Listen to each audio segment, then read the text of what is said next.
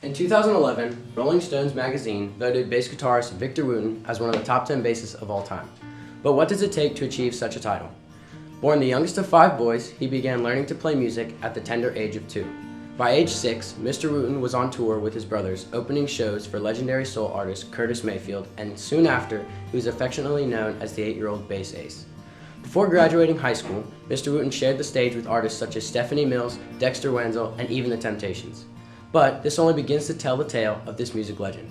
Now a record producer, educator, and recipient of 5 Grammy Awards, Mr. Wooten is also a proud member of the supergroup Bela Fleck and the Flecktones, traveling the world while sharing their music. Recently, Mr. Wooten graciously visited our media production team right here in our studio to discuss his music, his family, and his legacy. When I was 9 years old, my brothers took me to see a concert. All 5 of us boys went to see a jazz concert. Keyboard player, great famous jazz keyboard player named Chick Corea. And his bass player at the time, Stanley Clarke, was my hero. And after the concert's over, we just don't leave. We just stay in the arena. For some reason, they let us go downstairs and hang with the band. And so we're hanging out, and I get to meet my heroes. Fast forward, a few decades later, now I'm playing with a banjo player named Bela Fleck and the Flecktones, and we're kind of starting to hit the scene, making some records. We're on TV. There's a bass player magazine that has Stanley Clarke on the cover, and he does an interview.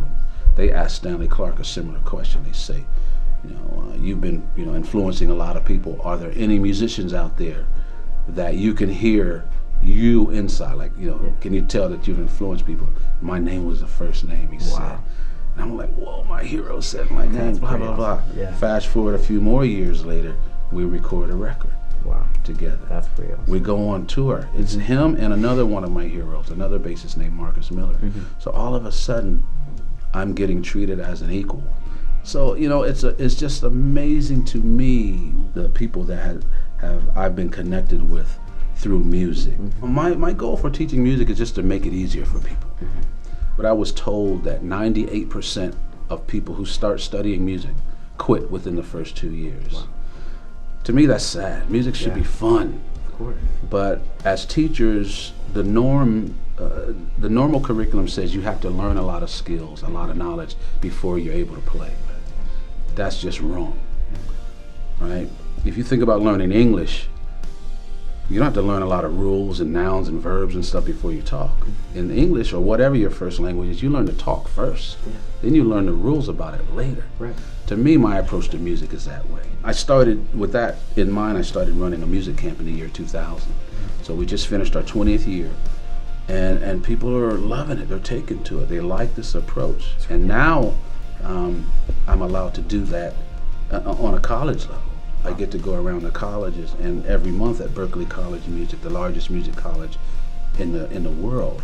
But one thing I'll talk about as far as music that has a plus and a minus is that your generation has access to everything musical. At the tip of your finger, you can push a button and hear whatever you want. So when I was a kid,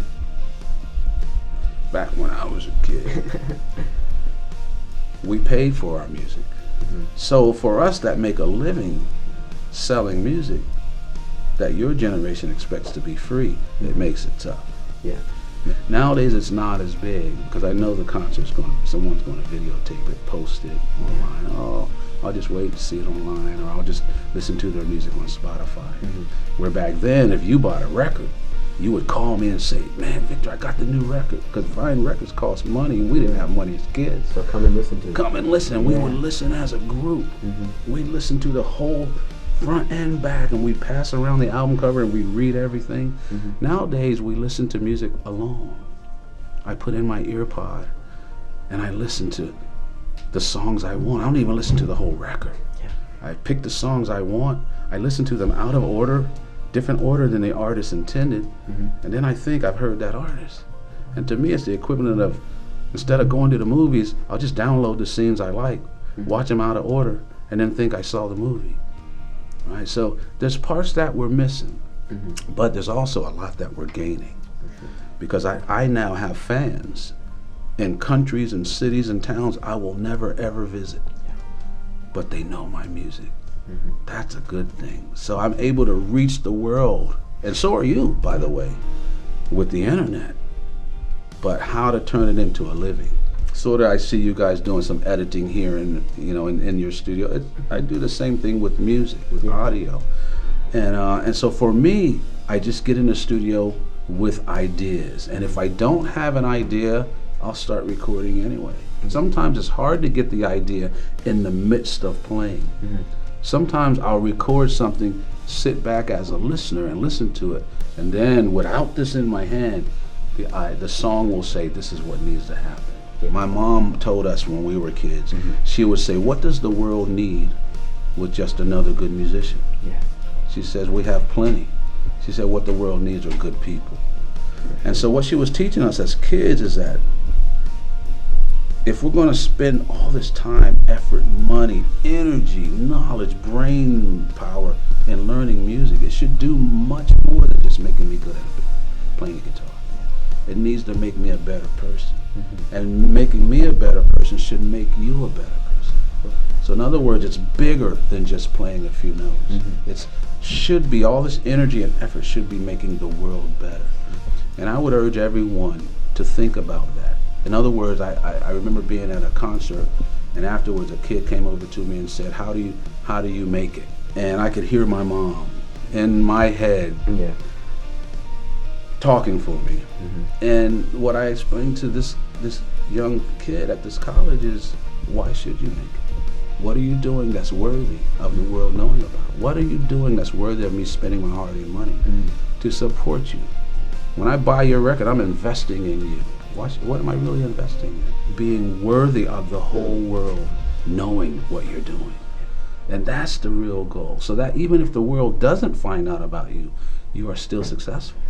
All right, well, that's all I have. So thank you so much for joining us today, Mr. Wooten. Thank you, Mr. Pierce. Thanks you. And, I appreciate it, man. I'm honored to be here. Thank you very much. Continuing to blaze a musical trail, Mr. Wooten never ceases to master his craft while touring the world with his guitar. Currently, he's completing his second book while on the road with his band, who are also writing new songs for their upcoming Bela Fleck and the Flecktones album. But, most importantly, Mr. Wooten strives to remember the words of his mother, who said, "The world needs more than just good musicians, we need good people." Thank you, Mr. Wooten, for taking the time to sit down with us and share your knowledge, passion, and joy for life and music. For more information about Mr. Wooten and his music camps, visit www.victorwooten.com. Until next time, I'm Pierce. Have a good day, everyone.